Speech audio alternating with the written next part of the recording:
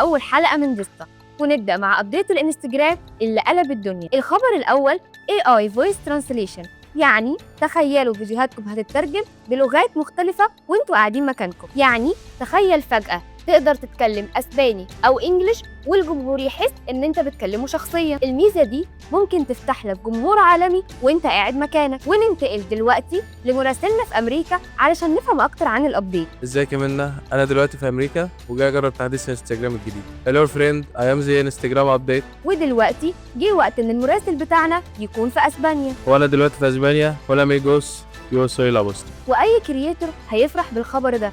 انستجرام ضاف زرار ريبوست لأي بوست أو ريل، والأجمل إن الحاجات دي في الآخر بتتجمع في تبويب خاص على البروفايل بتاعك. يعني جمهورك هيشوف اللي انت شايفه مهم، ومحتواك هيوصل أسرع لمتابعين جداد. أما ميزة تريال ريلز فهي ميزة عبقرية جدا. تقدر إنك تنزل الريل بتاعك لمتابعين مش من متابعينك، وبعدين تقدر تختبره وتشوف هو هينفع ولا لا. يعني زيرو ريسك، وكمان انسايتس حقيقية قبل ما تاخد القرار. وعلشان تفهموا أكتر تعالوا نشوف رأي المراسل بتاعنا. هولا ميجوس، انا دلوقتي في مدريد وجربت انزل ريل والارقام خلتني اقول هولا. واخر ابديت فهو نقله كبيره فعلا.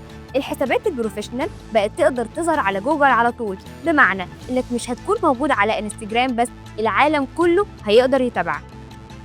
وبكده اخبارنا النهارده خلصت. استنونا في بوسطة، ما تنسوش تعملوا لايك وشير، واكتبوا لنا في الكومنت لو عندكم بوسطة معينه حابينها تطلع، علشان في بوسطة هتسمعوا مننا قبل ما تسمعوا من غيرنا.